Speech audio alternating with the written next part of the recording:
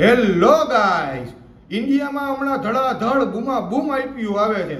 એક પછી એક આઈપીઓ આવે છે. તો એમાં ઘણા બધા લોકો એ આઈપીઓ માટે એપ્લાય કરતા હોય છે. એમાંથી અમુક ટકા લોકોને આઈપીઓ લાગી જાય છે અને અમુક ટકા લોકોને આઈપીઓ નથી લાગતો. એમાં આઈપીઓ જે છે જ્યારે લિસ્ટ થાય છે ત્યારે આપણને આપણા ઇન્વેસ્ટ કરેલા રૂપિયાના 2 ગણા 3 ગણા 4% રિટર્ન મળે છે.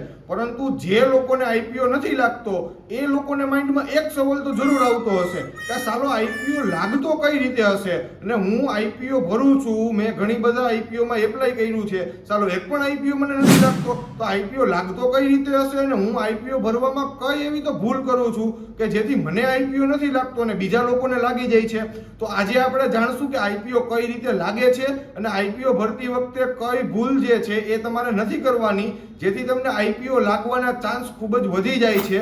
તો વિડીયોને છેલ્લે સુધી જોતા રહેજો અને એ પહેલા ચેનલને સબસ્ક્રાઇબ કરવાનું ભૂલતા નહીં. જ્યારે પણ કોઈ પણ કંપનીનો આઈપીઓ બહાર પડે છે ત્યારે આપણે બધા લોકો એ આઈપીઓ માટે એપ્લાય કરતા હોય છે. એમાંથી ઘણા બધા લોકો એક આઈપીઓ માટે મલ્ટિપલ એપ્લિકેશન કરતા હોય છે. એટલે કે ઝીરોધામાંથી પણ એપ્લાય કર્યું, એન્જલ વનમાંથી પણ એપ્લાય કર્યું અને ગ્રોમાંથી પણ એપ્લાય કર્યું. પરંતુ એ લોકો જે છે એ ભૂલી જાય છે કે એમાં તમારું પાન કાર્ડ તો સેમ જ છે. એટલે કે ગ્રોમાં પણ તમારું જ પાન કાર્ડ છે, એન્જલ વનમાં તમારું જ પાન કાર્ડ છે અને ઝીરોધામાં પણ તમારું જ પાન કાર્ડ છે. આઈપીઓ માટેનો એક નિયમ હોય છે અને એ નિયમ એવો છે કે એક પાન કાર્ડ ઉપર એક જ અરજી તમારી સ્વીકારવામાં આવશે. એટલે કે તમે જો એક પાન કાર્ડ ઉપર મલ્ટિપલ અરજી કરી હશે તો એમાંથી એક જ અરજી યોગ્ય ગણાશે, બીજી અરજી તમારી થઈ જશે રિજેક્ટ. ઘણા બધા લોકોને માઇન્ડમાં એવું થતું હશે કે મેં તો એન્જલ વનમાંથી એપ્લાય કર્યું હતું, ગ્રોમાંથી એપ્લાય કર્યું હતું, ઝીરોધામાંથી એપ્લાય કર્યું હતું, મેં તો એક આઈપીઓ માટે 3-4 જગ્યાએ એપ્લાય કર્યું પણ એ કોઈમાં મને ના લાગ્યું. એની પાછળનું કારણ આ છે કે એની પાછળ જો તમે આઈપીઓ ભર્યો હશે તો તમારું પાન કાર્ડ સેમ હશે, એટલે તમારી એક જ અરજી ગણાશે, બીજી અરજી થઈ જશે રિજેક્ટ. એટલે કે જો તમને એવું લાગે છે કે આ કંપનીનું આઈપીઓ ઓવર સબસ્ક્રિપ્શન થશે અથવા તો આ કંપનીનું ભવિષ્યમાં ગ્રો કરશે આ કંપની અને આઈપીઓ લિસ્ટ થયા બાદ આ કંપનીના શેરોના ભાવમાં વધારો થશે, મને સારું રિટર્ન મળશે, જો તમે એમાં શ્યોર હોય તો તમારે અલગ અલગ પાન કાર્ડ ઉપરથી અરજી કરવાની રહેશે. એટલે કે જો તમે તમારા પાન કાર્ડ ઉપર એક અરજી કરેલી હશે તો તમારે તમારા રિલેટિવ એટલે કે મધર છે, ફાધર છે, સિસ્ટર, બ્રધર એના પાન કાર્ડ ઉપર તમારે મલ્ટિપલ એપ્લાય કરવાનું થશે, જેથી તમારા આઈપીઓ લાગવાનો ચાન્સ ખૂબ જ વધી જાય છે. જ્યારે પણ કંપની જે છે એ પોતાનો આઈપીઓ બહાર પાડે છે ત્યારે એ લોકોએ બીડ પ્રાઇસની રેન્જ નક્કી કરેલી હોય છે. એટલે કે ઉદાહરણ તરીકે તમને સમજાવું તો કે ભાઈ બજાજ હાઉસિંગ ફાઇનાન્સનો આઈપીઓ હમણાં રિસેન્ટમાં બહાર પડ્યો તો એની બીડ પ્રાઇસની જે રેન્જ હતી ને એ હતી 66 થી 70 રૂપિયાની. એટલે કે અમુક ટકા લોકોએ 66 રૂપિયા લેખે એપ્લાય કર્યું હશે, અમુક ટકા લોકોએ 68 રૂપિયાનું એપ્લાય કર્યું હશે અને અમુક ટકા લોકોએ 70 રૂપિયા લેખે એપ્લાય કર્યું હશે. ત્યારબાદ કંપની જે છે એ આઈપીઓની જે રેન્જ છે એમાં ઇસ્યુ પ્રાઇસ બહાર પાડતી હોય છે. એટલે કે ઇસ્યુ પ્રાઇસ આપણે ઉદાહરણ તરીકે લઈએ કે ભાઈ બજાજ હાઉસિંગ ફાઇનાન્સની ઇસ્યુ પ્રાઇસ 70 રૂપિયા છે. એટલે કે ઇસ્યુ પ્રાઇસ દ્વારા કંપની એવું કહેવા માંગે છે કે 70 રૂપિયા લેખે કંપની પાસે ઇનફ એપ્લિકેશન આવી ગઈ છે. એટલે જે લોકોએ 70 રૂપિયા નીચે આઈપીઓ ભર્યો હશે એટલે કે 66 રૂપિયા, 68 રૂપિયા, 67 રૂપિયાનો જે લોકોએ બીડ પ્રાઇસ મૂકી હશે આઈપીઓમાં એ લોકોની એપ્લિકેશન થઈ જશે રિજેક્ટ. એટલે કે જે લોકોએ આઈપીઓ 70 રૂપિયા લેખે ભર્યો હશે એને આઈપીઓ લાગશે અને 70 થી નીચે ભર્યો હશે એની એપ્લિકેશન થઈ જશે રિજેક્ટ. એટલે કે જ્યારે પણ તમારી બીડ પ્રાઇસ જે છે એ બીડ પ્રાઇસ ઇસ્યુ પ્રાઇસ કરતા નીચે હશે તો તમારી એપ્લિકેશન થઈ જશે રિજેક્ટ, તો તમને આઈપીઓ લાગશે નહીં. અને જો તમારી બીડ પ્રાઇસ જે છે એ તમારી ઇસ્યુ પ્રાઇસ જેટલી હશે અથવા તો એનાથી વધારે હશે તો તમને આઈપીઓ લાગવાના ચાન્સ ખૂબ જ વધારે છે, તો તમને આઈપીઓ લાગશે. એટલે કે જ્યારે પણ કોઈ પણ કંપનીનું આઈપીઓ તમે ભરો છો ત્યારે એમાં જે બીડ પ્રાઇસની રેન્જ હોય છે એ રેન્જમાં જે મેક્સિમમ પ્રાઇસ હોય છે એ મેક્સિમમ પ્રાઇસ ઉપર જ તમારે આઈપીઓ ભરવાનો છે, જેથી તમને આઈપીઓ લાગવાના ચાન્સ ખૂબ જ વધી શકે છે. હવે આવે છે ત્રીજું અને મુખ્ય કારણ કે જ્યારે પણ આઈપીઓ ઓવર સબસ્ક્રિપ્શન થાય છે ત્યારે આઈપીઓ કેવી રીતે લાગે છે. તો એ પહેલા તમને એક વસ્તુ સમજાવું કે જ્યારે કોઈ પણ કંપની પોતાનું આઈપીઓ બહાર પાડે છે, પોતાના શેર બહાર પાડે છે ત્યારે એ જે શેર છે એ શેરમાં અમુક ટકા રિઝર્વેશન એ લોકોએ રાખેલું હોય છે. એટલે કે અમુક ટકા રિઝર્વેશન રિટેલ ઇન્ડિવિજ્યુઅલ ઇન્વેસ્ટર એટલે કે RII માટે રાખેલું હોય છે, અમુક ટકા જે શેર છે એનું રિઝર્વેશન NII એટલે કે નોન ઇન્સ્ટિટ્યુટ ઇન્વેસ્ટર માટે રાખેલું હોય છે. એ જ રીતે અલગ અલગ ઇન્વેસ્ટર માટે કંપનીએ શેરોનું રિઝર્વેશન કરેલું હોય છે. અને આપણે બધા જે છે એ આપણે બધા આવીએ છીએ RII માં, એટલે કે રિટેલ ઇન્ડિવિજ્યુઅલ ઇન્વેસ્ટર. હવે તમને ઉદાહરણ દ્વારા સમજાવું તો કે ભાઈ XYZ લિમિટેડ કંપનીએ IPO પોતાનો બહાર પાડ્યો છે અને એ IPO માં 10 લાખ રૂપિયાના શેર છે ને એ રિટેલ ઇન્વેસ્ટર માટે રિઝર્વ કરેલા છે. એમાં એક શેરની કિંમત છે 1000 રૂપિયા, એટલે કે જો તમે 10 લાખ ભાગ્યા 1000 કરશો એટલે જવાબ આવશે 1000 શેર. એટલે કે કંપનીએ 1000 શેર જે છે એ 1000 શેર રિટેલ ઇન્વેસ્ટર RII માટે રિઝર્વ કરેલા છે.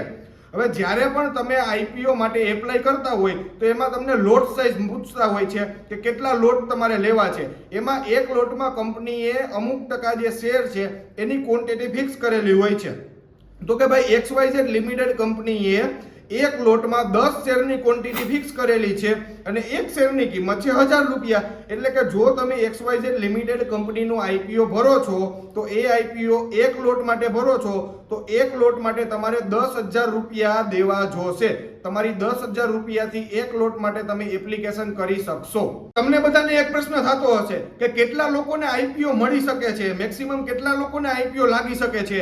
તો એના માટે સેબીએ એક ફોર્મ્યુલા બહાર પાડી છે અને એ ફોર્મ્યુલા એવી છે કે કેટલા શેરોનું અલોટમેન્ટ બહાર પડ્યું છે એને ભાગ્યા ટોટલ લોટ સાઇઝ શું છે.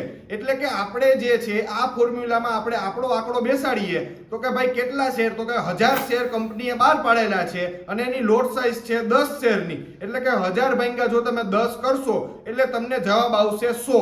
એટલે કે મેક્સિમમ 100 લોકોને શેર જે છે IPO જે છે એ લાગવાના ચાન્સ છે. મેક્સિમમ 100 લોકોને આ IPO લાગી શકે છે. તમને એ તો ખ્યાલ આવી ગયો કે મેક્સિમમ કેટલા લોકોને IPO લાગી શકે છે. તમને એ ગણતરી કરતા આવડી ગયું, એ તમને કેલ્ક્યુલેશન કરતા આવડી ગયું. પરંતુ IPO નો એક નિયમ છે કે જ્યારે પણ કોઈ પણ કંપની પોતાનું IPO બહાર પાડે છે ને ત્યારે એ IPO માં મિનિમમ 90% સબસ્ક્રિપ્શન હોવું જરૂરી છે.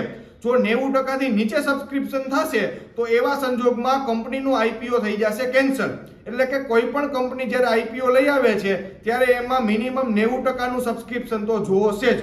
હવે આપણે ઉદાહરણ તરીકે સમજીએ કે ભાઈ XYZ લિમિટેડ કંપની IPO બહાર પાડ્યો છે ને એ IPO માં 95% સબસ્ક્રિપ્શન થયું છે.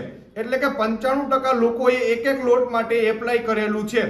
તો એવા સંજોગોમાં શું થશે કે બધાય લોકોને 95 લોકોને એક લોટ મળી જશે, એક લોટ અલોટ થઈ જશે અને જે બીજા 5 લોટ વધ્યા છે એટલે કે બીજા 5% જે વધ્યા છે એ કંપની QII અને FII માં સેટ કરી દેશે.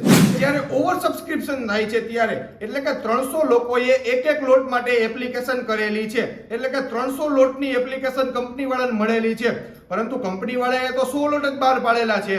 તો એવા સંજોગમાં IPO જે ઓવર સબસ્ક્રિપ્શન થયો છે એટલે કે 2 ગણો જે ઓવર સબસ્ક્રિપ્શન થયો છે તો એવા સંજોગોમાં શું થશે, તો એવા સંજોગોમાં સેબી એવું કહે છે કે IPO જો ઓવર સબસ્ક્રિપ્શન થશે ત્યારે કમ્પ્યુટરાઇઝ્ડ ડ્રો દ્વારા જ IPO નું અલોટમેન્ટ આપવામાં આવશે. હવે તમને એ તો સમજાઈ ગયું કે IPO માં ઓવર સબસ્ક્રિપ્શન થશે ને ત્યારે એનું હંમેશાને માટે કમ્પ્યુટરાઇઝ્ડ ડ્રો દ્વારા જ અલોટમેન્ટ ફાળવવામાં આવશે.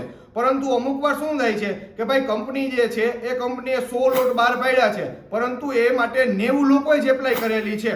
તો 90 લોકોએ એપ્લાય કરેલી છે ને એ લોકોએ 2 લોટ માટે એપ્લાય કરેલી છે. એટલે 90 ગુણ્યા 2 કરો તો થાય 180 લોટ. એટલે કંપની વાળા પાસે 180 લોટની એપ્લિકેશન આવેલી હશે પરંતુ એની સામે જે લોકો છે એ લોકો તો 90 જ છે. તો એવા સંજોગોમાં સેબીએ એવું કીધું છે કે 90 લોકોને એક લોટ અલોટમેન્ટ ફરજિયાત થશે. એટલે કે એક લોટનું અલોટમેન્ટ તો એ લોકોને કંપનીએ દેવું જ પડશે અને જે બીજા 10 લોટ છે એ 10 લોટનું કંપની કમ્પ્યુટરાઇઝ્ડ ડ્રો દ્વારા અલોટમેન્ટ ફાળવશે. હવે તમને બધા લોકોને ખ્યાલ તો આવી જ ગયો હશે કે IPO કઈ રીતે અલોટ કરવામાં આવે છે, IPO કઈ રીતે લાગે છે, ઓવર સબસ્ક્રિપ્શન થાય છે ત્યારે IPO કઈ રીતે લાગશે, અંડર સબસ્ક્રિપ્શન થાય છે ત્યારે શું થશે, એ બધી વસ્તુનો તમને ખ્યાલ આવી ગયો હશે. અને એ વસ્તુનો પણ ખ્યાલ આવી ગયો હશે કે IPO ભરતી વખતે કઈ ભૂલને નથી કરવાની જેથી આપણને IPO લાગવાના ચાન્સ ખૂબ જ વધી શકે છે. જો તમને આ વિડીયો ગમ્યો હોય તો વિડીયોને લાઈક કરો, શેર કરો અને ચેનલને સબસ્ક્રાઇબ કરવાનું ભૂલતા નહીં. Thank you.